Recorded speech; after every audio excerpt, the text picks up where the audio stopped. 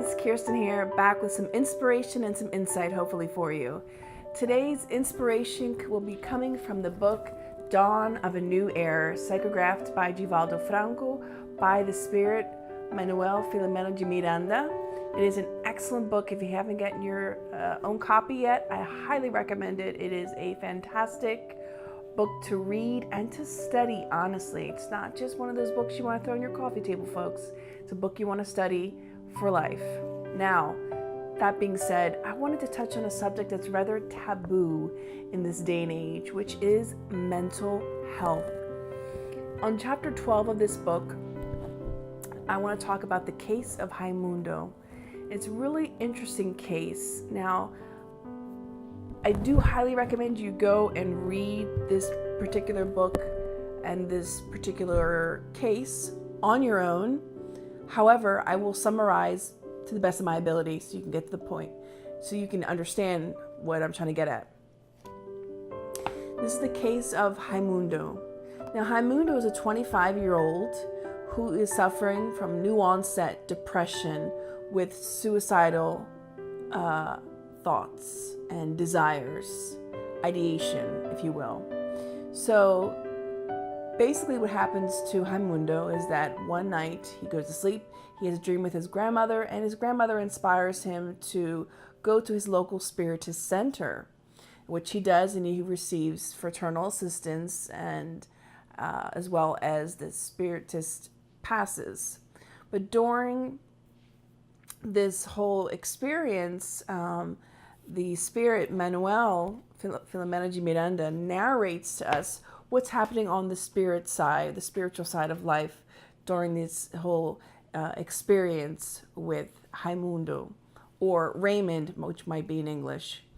Now, this particular case is very fascinating because Dr. Bezerra de Menezes also shares the background information about what's going on, the behind the scenes, if you will. So Raimundo goes to the Spiritist Center. He gets some assistance while he's during his waking hours.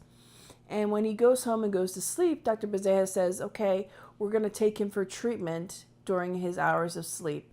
So while he's asleep, they take him to the spirit realm. And they actually have a mediumistic meeting in the spirit realm. Yes, that does and can happen. For those of us who don't think that or have no notion of that, it doesn't just happen here in the physical realm where we have mediumistic meetings. That actually happen also in the spirit realm. So this is what happened. Raimundo, with the help of his grandmother, Dr. Bezerra de Menezes, Manoel Philomeno de Miranda, and other spirit workers, bring Raimundo to a mediumistic meeting. And attached to him is his obsessor, who is in part taking advantage of this depression that he's currently going through, this disorder, and making it worse for him. And this particular spirit is described as being connected to perispirit to perispirit. So when they bring him, when they bring Raimundo to the spirit realm, there goes the obsessor right with him, connected directly with him, to him. So when the medium in the spirit realm, remember, communicates or allows the spirit, the obsessor spirit that's connected to Raimundo, let's call him Brother M. Brother M communicates through the medium and gives an account as to why he hates Raimundo so much. And Dr. Bezerra also narrates for us, and Manoel Philomeno de Miranda narrates for us why this particular case is the way that it is and why this particular young man has depression. Now, let's go back a couple hundred years. Brother M is the blood brother of Raimundo. Raimundo is the older brother and Brother M is the little brother in a previous incarnation in which they had a wealthy family. And Raimundo's parents both died and left quite a fortune for him and the little brother. But what happened? Like a lot of cases, the older brother, Raimundo, takes advantage and takes the opportunity to steal all of the money and all the inheritance and pushes his little brother aside and leaves him basically for dead out on the streets. And his little brother, Brother M, dies in a very bad way, in a horrific way, and witnesses his own death and being eaten alive by, worms and maggots and what have you. So it's a pretty awful death that his little brother, Brother M, experiences. And he generates this immense amount of hatred. All the years that he spends on the street suffering, he develops this immense hatred for his brother Raimundo. So what happens? Eventually, the little brother dies, goes to the spirit realm, stays in a time of great disturbancy, but eventually is able to get out of that disturbancy or disconnect from the obsessors that he had and go after his brother, who has now reincarnated into the body of Raimundo. And he finds him in such a state of depression. Now, unbeknownst to Raimundo, Raimundo was a terrible person in his past life.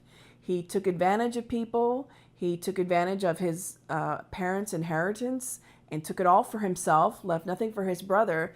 And in this life, he is remembering this unconsciously, and it is creating this depressive disorder in him, which in this particular chapter, in chapter 12, I can read for you, in which Dr. Bezerra Jimenez explains why or how his depression is still yet needed for his evolution, for his growth, and to really sort of action and reaction, karma, if you will, the reason behind why things happen. For every action, there is a reaction. So Dr. Bezerra says the following to Raimundo about his depression. He says this, quote, on page 134. For some time yet, you will have to face the depressive disorder you rightly deserve. Take the time to ponder the size of your former excesses and consider the grand resources available to you for your self-enlightenment and your service to society. And he goes on to say much more, which I highly recommend you finish reading on page 134 and 135. But we just wanted to point out in this particular chapter, in this particular book, again, if you haven't gotten it, please go out and get yourself a copy of it, that there is a reason behind all things that we endure in our lives. There is a reason behind all the illnesses, be they mental or physical, emotional, spiritual. Most of the time, they're all across the board intertwined with one another, because we're never just physically ill. We're never just mentally ill. It's usually a combination of multiple factors that are involved with it. So we wanted to help you to get away from the taboo of mental health. And we wanted to come closer to the understanding of having compassion for our brothers and sisters that are going through a difficult time. Because ultimately, each one of us is imperfect.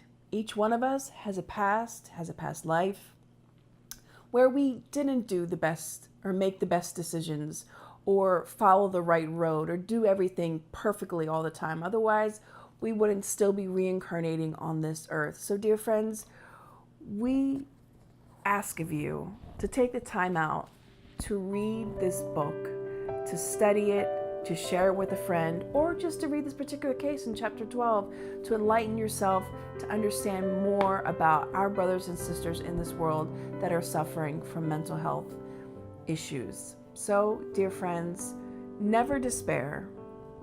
Never think that whatever it is that you're going through is going to last forever. Everything has a time to end, and everything has its purpose. You know, we are not enduring painful situations for no reason at all. They are opportunities of growth for each one of us to take by the reins and just go with it and learn what you can with it. So, dear friends, we wish you many blessings until next time. Bye-bye.